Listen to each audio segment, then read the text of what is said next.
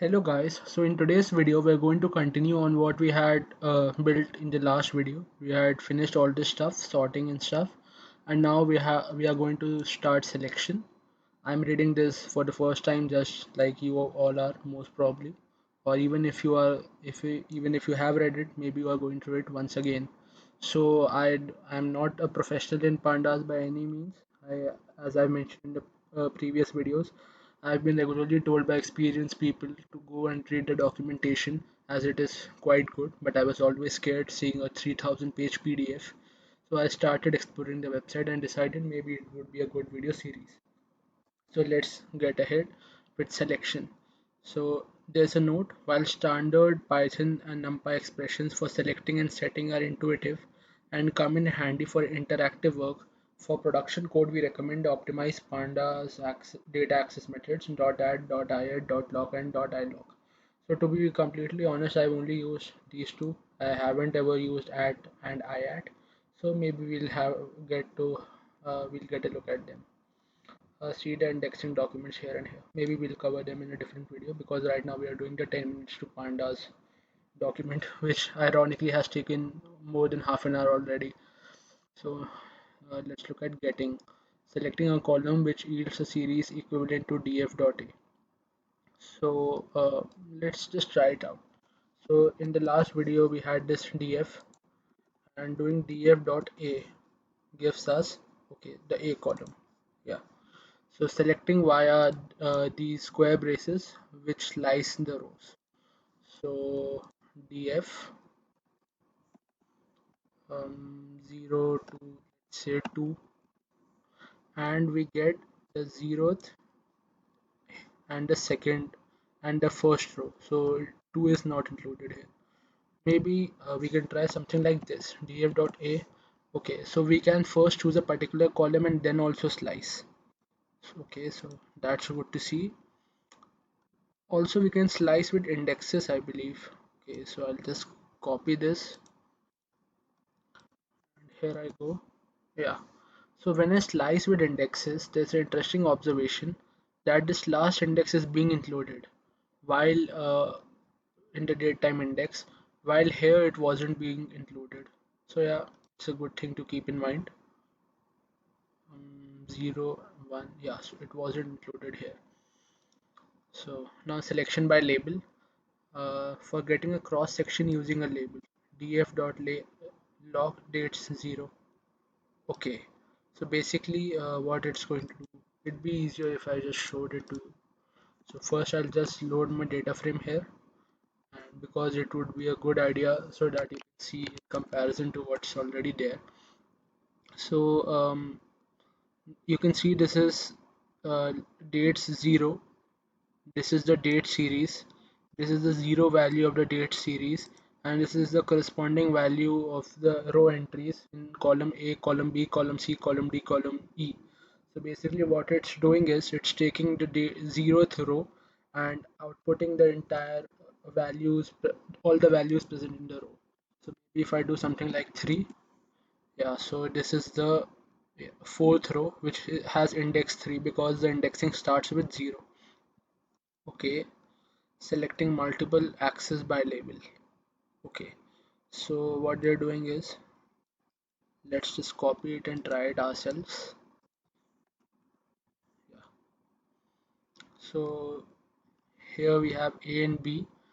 We had chosen all the rows using this, and this is for columns I believe, because we are getting all the rows and only two columns. um, Now we can try something like this. Say we are using only hmm, cannot slice indexing on class with these indexers. Cannot do slice indexing. Okay, so something is going wrong here. hmm. We're getting the same error. So let's try to understand. Maybe we'll figure it out, maybe we won't, but we'll get to know something. So Stack Overflow is always one of the best sites to go to. So there the problem was Hmm.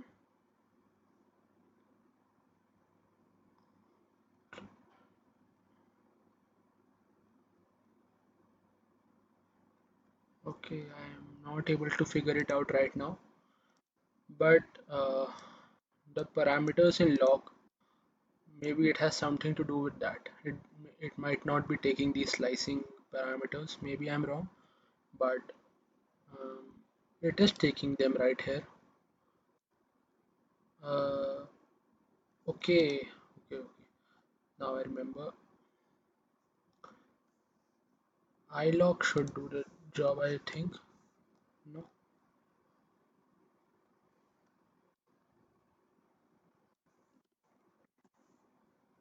Yeah. So basically, there's this difference between lock and iLock.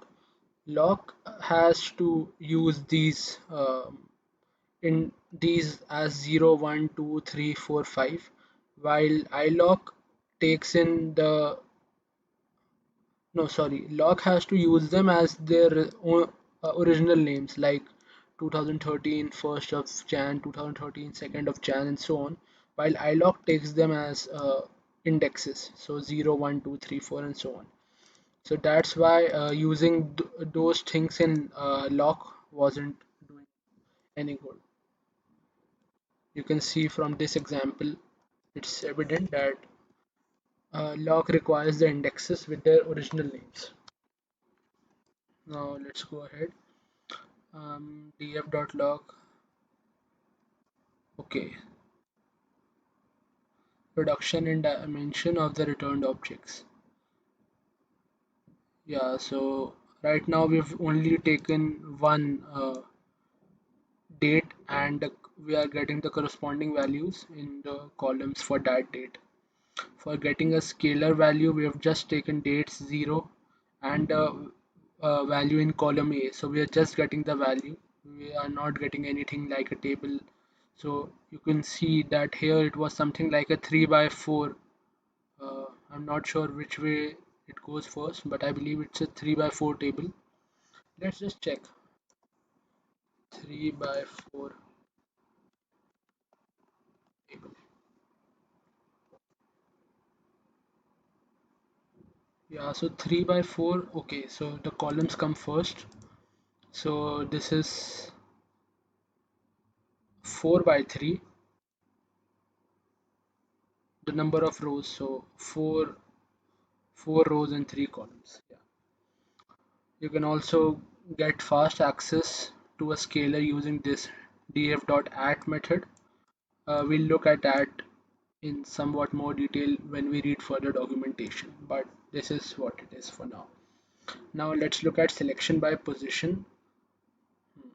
Selection by position. Select via the position of the past integers. So just df.ilock3.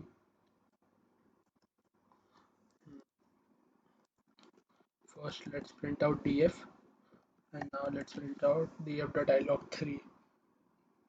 So we are getting the values in the fourth row because it's the third index according to the indexing standard, because the indexing starts with 0. By integer slices similar to NumPy and Python. And yeah, so iLog, the mistake which I was making earlier, in the second parameter I had passed the column's name in iLog, but here you can see you need to pass the indexes of the columns, not the column names themselves. So let's try it out ourselves. So it's like this right now. Same. How about doing 3? Okay, so it's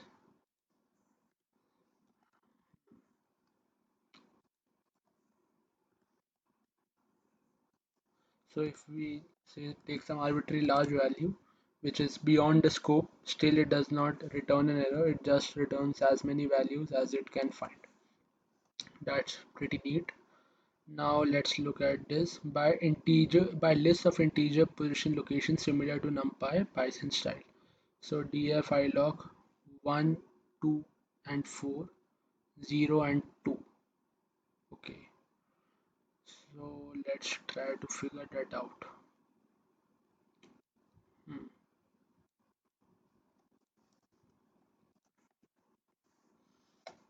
So 0 and 2.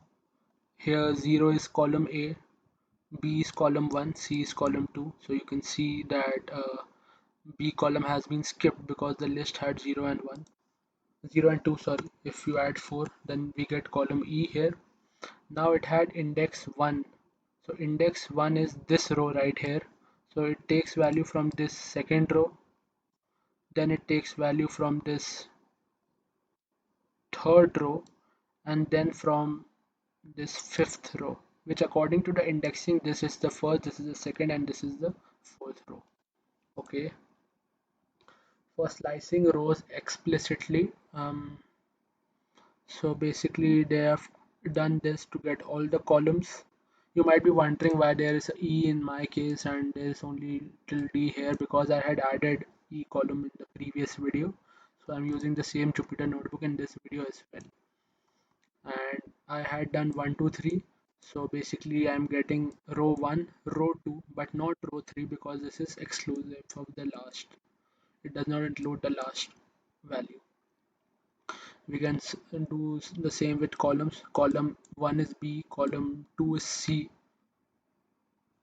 Sorry, column 1 is A, but why aren't we getting A then?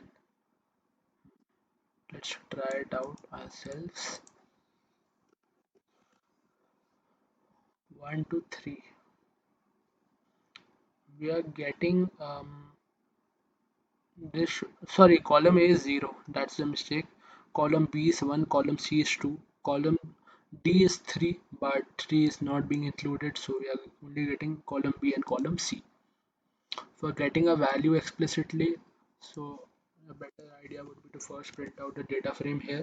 We have the data frame, and then using df.ilog.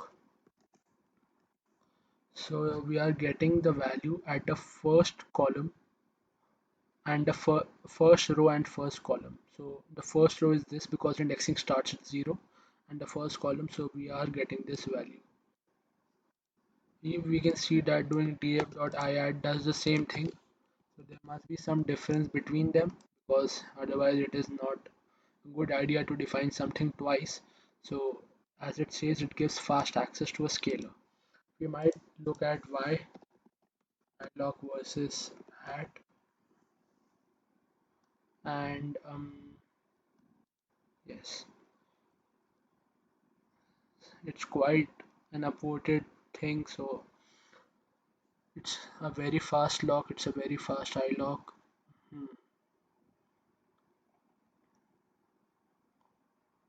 Okay, so here's a very good question. If at and iat are very fast versions of lock and iloc, then why use lock and iloc at all? So at and iat are meant to access a scalar, that is a single element in the data frame, while lock and iloc give us access to a list of elements or a subset of the entire data frame. So for getting a single value, we can use iat. Previously as well, there was another occurrence of at, like here. Here also you can see we were getting a single scalar value only. So now let's go for Boolean indexing. Yeah. So using a single column's value to select data. Okay. So basically what they are doing is this, they are giving this Boolean value inside the data frame. So where for whichever value in column A where the value is greater than 0, we are going to input out the entire data frame for the entire row in the data frame for that particular value. So we can just have a look at this here. So we can see that these two are negative and then these three are positive, then this is negative. So theoretically we should get only these three, and in practical we can see in front of us we are only getting those three rows right here. Now let's look at selecting a value from a data frame where a Boolean condition is met. So basically what they are doing is something like this: df greater than 0. So wherever the value is not being met, they are giving out a nan. Nan is basically that np dot nan value which we had seen before, which is basically a none value. And then we can also use the isIn method for filtering. Basically, they've created a different hmm, a new database by copying the initial database, and then they've added a new column using this. So basically, to add a new column, let's just do this ourselves. Basically, df2 and then df, and as we already have e, I'm going to make column f, and just to make sure I've not done any mistakes with the syntax, no. So let's say we have 6 rows, so let's call them a, b, c, d, e, and f. So now our data frame has this column. So now let's try to play around a bit. What happens if we add another column? We get an error. What happens if we give less number of columns? We still get an error. You might be wondering, maybe this comma is causing the error. No, it wants the exact number of inputs. So we have our data frame ready now, and oh, I made a mistake. I meant to do this with df2, but it doesn't make that much of a difference because we can do this with df1, df2, or any other data frame. So this is df2 now, and now basically what they are doing is printing out df2 and then seeing df2. So basically this outer df2 does nothing but tell us that the entire operation which is inside is going to happen on this data frame. So df2e, so basically they're taking the column e here. So this last column they are trying to take, and then is in 2 or 4. So basically um, they are trying to filter the values where 2 or 4 is the key, or 2 or 4 is the column row entry for column E. So let's try this out ourselves, but we'll do something different because first of all we have column F, not column E, and we have A and B. So yeah, we get A and B. Maybe we can try something like this. What happens if there are two A's? So now we have two A's, and let's now do A and C. So we get 3 rows. What happens now if we do A and B? We only get A because B is, there is no column, there is no row in column F which has B as an entry. Okay, so this makes sense now.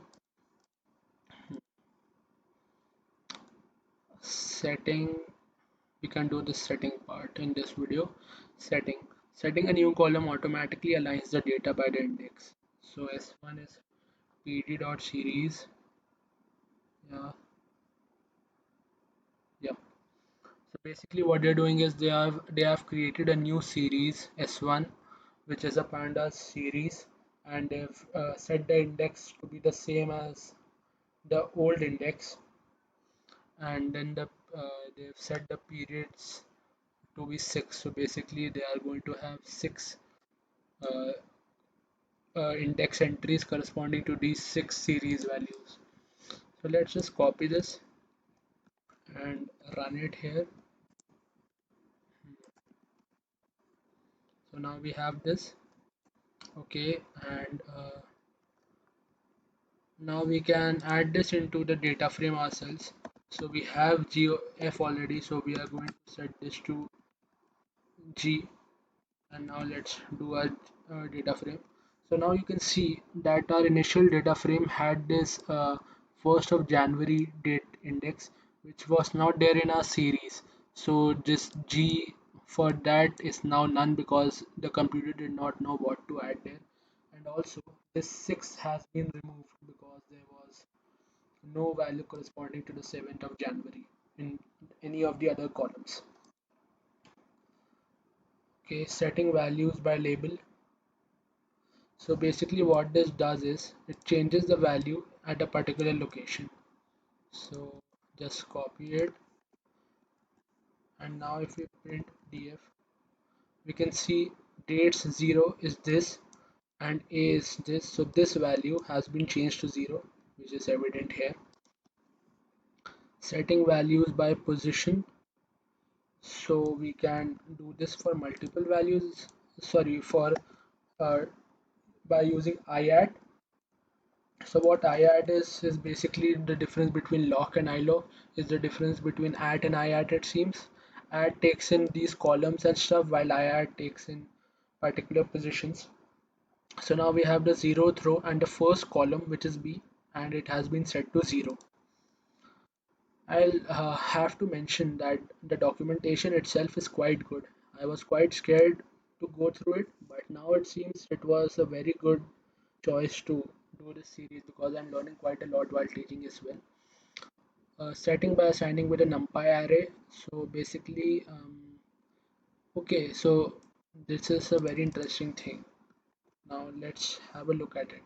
So basically, df.log, this takes in all the rows, this takes the D column. So D column right here, np.array 5 into the length of df. So basically the length of df, let's just print that out quickly. So length of df is 6. So basically I guess that is this 1 2 3 4 5 6, because this would have given the output as 7. 1 2 3 4 5 6 7. There are 7 columns while just 6 rows. So the length of df converts this 5 into length of df into an array of 5s 6 times. If you, we did this in the last video as well, so you can just have a look at it. We have 5 6 times. So now let's go back to our data frame, and now let's do this. So what this should do is take all the entries in the D column and convert them to fives. And let's have a look. It showed it. Now you can do this uh, to any column, I guess. No, you can do it. There's no need to think now because we have seen it in action here. The results of prior settings, yeah. So it had not shown the output uh, after all of these tasks. It is showing the cumulative output here. A where operation with settings. So basically, hmm, okay. So this is interesting. Wherever df2 is greater than 0, they've changed it to negative of df2, I reckon. So hmm,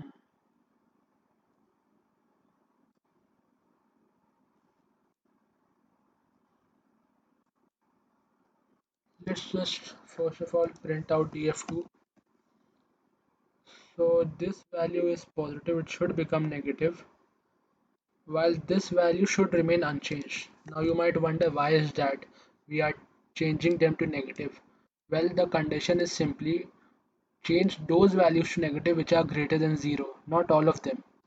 So the remaining of the database which are negative values remain the same. So hmm, it seems there is some error here.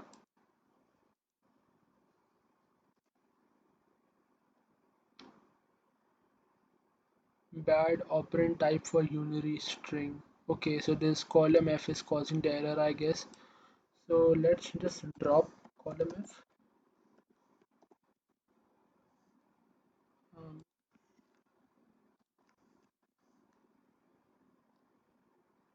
F not found in access. So let's just look up how to drop columns in pandas.